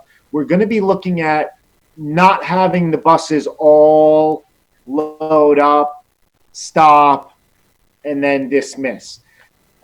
And what we've found from this past year with COVID and not having those large groups of students be able to come all out at once, we should be able to do that. We're planning on having a few buses come up, unload, and then move on. A few buses come up, unload, and generally the time that it takes for parents to drop off shouldn't be more than 10, 15 minutes. And that the difference between the schools, there's going to be that time at each school. So, like if you are dropping off and you finish dropping off at one school and you get to the next school, I will say there still will be another 10 or so minute drop off time, but it shouldn't, you won't be to school late. So students aren't going to be getting to school late. Parents shouldn't have to be changing their schedules dramatically. Again, I don't have the specifics right now. We will have more information by Monday, and the goal is to minimize the impact. So that's great. Thank you. Matt, you remember we also talk about there is a possibility that we can open, let the kids in earlier than the start time. That way parents have enough time to drop off their students. Absolutely. Yeah, that'd be great. Thank you for that, Jenny. Yeah. Aaron, go ahead. Thank you, Matt, for that information. And when you spoke of the bus routes not being longer than 40, 45 minutes, does that include, so, and then you said that most of the routes remain the same. Obviously it depends on enrollment.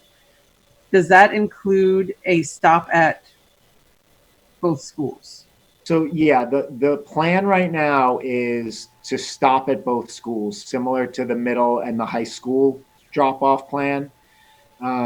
So that's also part of why we're hoping to get a few buses in, unload them, and then move them on to the next school. Also, one of the other pieces of transportation, and I will have to reach out to the towns. This is not something that we've actively discussed, but there are thoughts of possibly making some of the roads one way during certain times to facilitate the flow into and out of the buildings. So possibly there's a couple of roads we've identified that, between 8 and 9:30, that also we may make certain roads one way. And another thing that we've been looking at, we're really trying to cover everything as in depth as we can. Even the width of the roads, Neil and I have been looking at, and on some roads that we can't make one way, we're contemplating whether that's in conjunction with the town or the district absorbs those costs. All of the trees that we're looking at, they are town, they're not on people's property, they're town trees. So that's another thing that we'll be talking about to try to make sure that the pathways are safe and passable. Matt, you went out on my end. I don't know if everybody else, so we are not sure why you're talking about trees. Your Wi-Fi is really jamming up. Oh, I apologize. Could you just back up? We heard the cleaning up of the trees, but On the roads, he was saying that on the roads that are not wide enough, there are some trees they could potentially take down that are trees that are not on property, but trees that are on the edges that are then considered town trees. So they'd work with the town on widening space based on trees. So the bus can turn around? No, just get through if another car is passing at the same time. There's some pretty narrow roads. There were a few comments about worrying about the narrow roads, so I think that's why he's mentioning that. Yes. Okay. Like I said, he just cut out for a big piece of time that I lost. Sorry. I think my 3 kids are probably all on the internet trying to stream something. So I apologize. So I just had one other question, Jane. I don't want to keep Sure, go ahead. everyone else's. So totally off transportation. And my other question, there weren't many, but there were also a few concerns about how the buildings were chosen for pre-K to 2 and then 3 to 5. Yeah. Would you share with us how you determined, because specifically what was mentioned, and I guess I would have the same concern, was the gymnasium at the complex being the smaller size and how the bigger kids would be able to. Sure. Yeah, that's a great question. So there's actually quite a few pieces we looked at in terms of thinking about like where grades would go and that kind of thing. One of the other issues too, you probably saw in the feedback, that was around with bathrooms. In the rooms for the little kids, yeah. The little guys, kindergartners specifically. And the notion was, why not move pre-K, K1 and 2 to the complex? Because of the bathrooms for the little kids and for the kindergartners particularly was brought up. Well, if we had pre-K, K and 1 and 2 here, the pre-K kids would have the classrooms with the bathrooms anyways. The kindergartners wouldn't have those. So regardless of where the assignment is, the kindergarten students are not having bathrooms in their classrooms because we need to keep pre-K and K together. One of the things the kindergarten teachers shared with Christina, particularly this week, that was such a strength to the model was having the pre-K teachers down the hall. So they can go talk to them about the students, and because they share kids. So the bathroom issue becomes almost a non-issue because whether they were here or whether they're at MES, the kindergartners wouldn't have the bathrooms. The other issue that I would argue is a more significant issue, frankly, is at the complex, and I know that we've done it for years, but having the younger students out at that playground that borders Mendon Street and Lincoln Street, that's a safety issue. There's nothing but a metal guardrail, and I know that maybe everybody doesn't agree with that, but it is a concern when you drive by and you see all the kindergarten kids, not this year, but outside running around, and I think about my 11-year-old who still doesn't look both ways when he runs across to grab the mail or take the dogs out. And we've got 100 kindergarten 5-year-olds with 5 staff outside with 2 major, busy streets in town. So having the playground and the space being up off of the main road at MES makes a huge difference in terms of safety for the little guys. They can just get out and run around without worrying about traffic and all those other things. So I know there was a give and take with the gym, but when we talked about the actual outdoor spacing, that was a really big deal. It was the safety of the kids, not having the little kids on the main street. Does that answer your question, Erin? Yes, I just wanted to make sure people understood that it was thoroughly thought out, I guess. Yeah. Thank you. Any other questions that anybody might have? I would encourage families to reach out to any of us or to the leadership, or Christina and Jenny are both here tonight as well. Reach out to them. This is important to us. As I said earlier, we're making a very impactful decision, and we need to get it right. We want to get it right, but we need to get it right. So we won't please everybody. Never can, never will. But we need to do what's best for those students who are under our charge. So please reach out. Okay, that concludes my report. Thank you very much. Mr. Aaronworth. I am going to try to be quick and not glitch out on everyone. I apologize. I did try to text all of my family and tell them to get off of the Wi-Fi and switch to cellular. So if I start freezing, let me know. I'll at least shut my camera off. Maybe that'll help. So my first report is the revenue review. If you should have that in your package, and things are looking good. So now you are everything is freezing, coming in Matt. as expected. Matt, you're freezing. You're Yeah. freezing. And that was not a good freeze face. No. We've all been there. Don't worry, Matt. Can people hear me now? Yes. At least now I don't have to worry about what I look like when I freeze. I was saying all of the revenues are coming in as expected. The only exception is the transportation aid that hasn't come in. And that's just because they've been finalizing percentages, and that will be on the next report. I can almost assure you we'll see that money. It's coming. Are there any questions on the revenue report?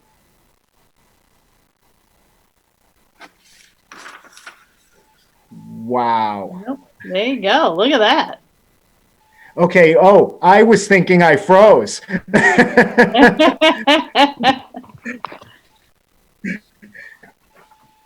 Are you frozen? Can we keep this moving? Sorry. If you'll go to the expenditure review, again, I've split this report into two separate sections. There's the general fund expenditure review, and then the second page is our grant expenditures and our COVID expenditures. And we are in a decent place right now. Our spending is in alignment with what we've budgeted for the most part. The few exceptions that I will point out so that people understand some of the changes in this report. On the second page, if you take a look at the very bottom of the second page, there's two separate lines. Yeah. In the report that's color coded, when a line is overexpended, you'll see that it'll be in a red. If it's underexpended, you'll see that it's in the black. So it means in a safe zone. If you look at the second to last line on the second page, that comes from just our grants and our general fund. And it would seem like we have $920,000 that we can still expend. That is not the case at all. If you look at the COVID grant expenditures, what we've added is that top line is salaries for people that we will look to maintain through the course of the year that were not part of the COVID grant. And that will show that we will have $378,000 in costs as of right now that will not be able to be charged to that grant, that will be coming back out of the general fund. Additionally, those expenditures that are listed in the emergency COVID-19, where it's listed as 183,000, those are also expenditures that will be coming out of the general fund.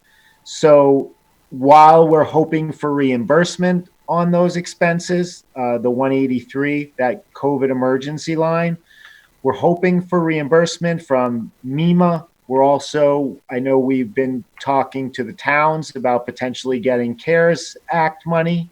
But as of right now, those are on our books, and that's offsetting some of those funds from the general fund. But we are right now in a good place. We've been monitoring the spending consistently and making sure that we are able to fund the faculty that we have, the COVID support that we have, and the supplies that we need to move forward throughout the course of the year. And I do think that given the changes in the revenue source from the state, basically saying we will get some level funding. We are in a very good place right now for this fiscal year. Great. Any questions for Matt? Last report. Yep. I'm sorry. Nope, are keep there going. questions regarding the expenditures? Nope, keep going. The last report for finances is the personnel report, which is just submitted for you to look through, and we don't review. On the facilities end, you can see that we had some heating issues. This is actually not entirely accurate because there was another coil that I thought was going to have been fixed by now, but it's getting repaired on Tuesday. So the majority of the heating coils have been repaired. One is on Tuesday. They were paving and taking care of some finishing touches at Millville today. I was very excited about that. The tank does need to still be inspected by the state fire marshal, and we'll have that filled very shortly, probably before, we're hoping to have it filled by next week. And the last part on my facilities update is that reference to the security cameras that we talked about having funded. We have finished equipping all of the buildings with exterior tilt pan zoom cameras that will afford us essentially 360-degree coverage from outside the buildings. And those are already accessible by administration and the police departments in the towns. And that concludes the facilities report. Any questions for Matt on facilities? Aaron, yeah, go ahead. Could you give us a bit deeper of a update for the boiler project? Is the new furnace on and operating, and they have heat in the building? So the boiler has, the boiler has been on and running for some time now. We had a temporary propane tank initially put in, and it was running off of the temporary propane tank. I believe it still is. We still have to, the tank that got put into the ground was purged this past weekend. So they needed to fill it and get any kind of residual fumes out of it. That was done on Saturday, and I believe they're now finishing with the paving, and they will be filling the tank before next week. And are we filling it to capacity on the first? We would be. Yeah, we should be filling the tank to capacity, and we've contracted with Osterman Propane, and they have a delivery that they've been waiting. Once we get the fire marshal to sign off, everything will get filled, and there'll be a full run through of the entire system for commissioning. That sounds fancy. So would it be fair to say that when they return from the New Year's break, the traffic flow will be... Everything should be up and running. Yes, that would be... They'll have access to that. Definitely be fair. So I'm sure Mrs. Schaefer will be very happy to have a new route going there. Yes, I know it has been an inconvenience for the parent drop off, but hopefully the cost savings and the fuel and the having the building heated properly will help offset that pain. And as you mentioned, it should all be completed, and hopefully everything will be back to normal by the time we return from the holiday break. Thank you, Matt. Good. Any other questions for Matt? All right. I'm still here. Thank you. Turn my camera back. We're glad. Any school committee members have anything they'd like to bring forward? Any comments, issue, discussion? Go ahead, Tammy. I just wanted to thank the community, teachers, students for hanging in there. we're continuing to do our best to both teach and learn in this district, and every day is a new adventure. And I being in a high school in another district, I can appreciate how hard teachers are working. I'm in meetings all day with parents, so I can appreciate how hard they are working. And students are just so resilient in so many ways and just plugging along. So I think I just want to remind people how appreciative I am of their hard work throughout the district. So thank you. And it will hopefully be over sometime. Hopefully sometime. We've got the list ready for who gets vaccinated when. And hopefully people will choose to do that. And it'll be interesting to see how that goes. But I echo Tammy. I do appreciate the work and effort that people have gone above and beyond to keep education in the forefront. What we do is critical, so and essential. Anyone else? I would like to draw attention to the shirts that we are mostly all wearing, our Walsh's Warriors shirts, in honor of somebody very special to all of us, and a thanks to those students who took on this very special project to get their message out about how sometimes we all need to be warriors. Anyone else? Okay. I'll entertain a motion to adjourn to go into executive session and to adjourn the meeting from executive session, not to return to public meeting. So moved. Moved by Tammy, seconded by Jack. Okay, all those in favor? Oh, roll call. Sorry. Tara? Yes. Sarah? Yes. Erin? Yes. Tammy? Yes. Karen? Yes. Carrie? Yes. Jack? Yes.